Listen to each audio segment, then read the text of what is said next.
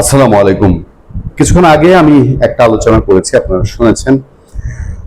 এই আলোচনা বোধহয় করতে হতেই থাকবে। বাংলাদেশে এই রাজনীতির প্র্যাকটিস, নোংরা রাজনীতির প্র্যাকটিস, রাজনীতির ড্রাগন, হায়ানা, এরকে বোধহয় থামানো সম্ভব না। আপনারা জেনেছেন যে কক্সবাজারে সন্তানকে বাঁচাতে গিয়ে নিষিদ্ধ ছাত্রলীগের সদস্য পরিচয়ে একজনকে পিটানো হচ্ছিল ইউনুস নামে। তাকে বাঁচাতে তার বন্ধু ইমরান গিয়েছিলেন। ইমরানকে রক্ষা করতে এসেছিলেন তার মা। তারপর এদের পরিচয় আসলে ছাত্রদল, যুবদল, বিএনপি বললে অতটা হয় না, এরা তো সন্ত্রাসী। সেই মা সালেহা বেগমকে পিটিয়ে মেরে ফেললো। এবং কি ঘটনা, মানে ঘটনাটা, যেই আওয়াজ এত চেষ্টা করে ইউনুস থামাতে পারেনি, ইউনুস আমলেও বেজে উঠেছে ওই আওয়াজ। বিএনপি সরকার জানে তারা শক্তি দিয়ে এই আওয়াজকে থামিয়ে রাখতে পারবে না। সেই আওয়াজটা হচ্ছে জয় বাংলা, জয় বঙ্গবন্ধু। শেখ হাসিনা ফিরবে, হাসবে, এইটা নিয়ে আমাদের আসলে চিন্তা নেই, আমরা এটা নিয়ে ভাবতেও চাই না। এটা তাদের পলিটিক্সের ব্যাপার, তাদের ইন্টারনাল পলিটিক্সের ব্যাপার। তবে জয় বাংলা, জয় বঙ্গবন্ধু এই শব্দগুলোকে দাবায় রাখাটা যে টাফ, এটা ইউনুস সরকার হারে হারে বুঝে গেছে। আর বিএনপি সরকার যেহেতু পলিটিশিয়ান আছেন, তারা খুব ভালো করে জানেন। এবার আপনারা দুটা লাইন শোনেন, এই দুটা লাইন শুনলে পরে কারোর শরীর শিহরিত হয় কিনা। নিষিদ্ধ ছাত্রলীগ নেতাকে ৯-১০টি দায়ের কোপ, গভীর ক্ষতে সেলাইও লাগছিল না। আমি এর আগে একটা রেফারেন্স দিয়েছি আলোচনায় কথাটা। আজকে আরেকটা পুরনো নিউজ দেখেছি, একটা ছাত্রলীগের ছেলে, তার পা নাই, শারীরিকভাবে সে প্রতিবন্ধী বলা যায়, পা নাই, তারপর ওই ছেলেটাকে কুপিয়ে মেরে ফেলা হয়েছে।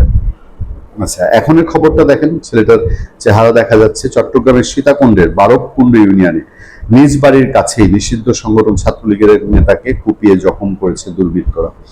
গুরুতর আহত অবস্থায় স্থানীয় বাসিন্দারা তাকে উদ্ধার করে প্রথম উপজেলা স্বাস্থ্য কমপ্লেক্স, পরে চট্টগ্রাম মেডিকেল কলেজ হাসপাতালে ভর্তি করেন। চট্টগ্রাম মেডিকেল কলেজ হাসপাতালে অবস্থার অবনতি হওয়ার আশঙ্কাজনক অবস্থায় তাকে ঢাকার পঙ্গু হাসপাতালে ভর্তি করা হয়। তার শরীরে বিভিন্ন স্থানে ধারালো দায়ের ৯-১০টি কোপের আঘাত রয়েছে বলে চিকিৎসক ও স্বজনরা জানিয়েছেন।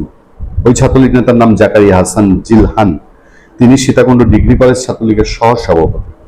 গতকাল শনিবার রাত ৮:১৮টার দিকে নিজ বাড়ি থেকে ৩০০ মিটার দূরে ৭ নম্বর ওয়ার্ডের পুরনো ইউনিয়ন স্বাস্থ্যকেন্দ্র এলাকায় তার উপর হামলার ঘটনা ঘটে।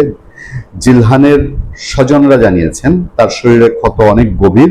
কোপানোর পর শরীরের অনেক স্থানের মাংস আলাদা হয়ে যায়। ক্ষতস্থানে সেলাই দিতে অসুবিধা হচ্ছিল চিকিৎসকদের। শরীর থেকে প্রচুর রক্তক্ষরণ হয়েছে। উপজেলার স্বাস্থ্য কেন্দ্রে প্রাথমিক চিকিৎসা দেওয়ার পর রাতেই তাকে চট্টগ্রাম মেডিকেল কলেজ হাসপাতালে নেওয়া হয়। সেখান থেকে অন্য চিকিৎসার জন্য গতকাল দিবাগত রাত ৩টার দিকে ঢাকার পঙ্গু হাসপাতালে নেওয়া হয় তাকে। সীতাকুণ্ড উপজেলার স্বাস্থ্য কর্মকর্তা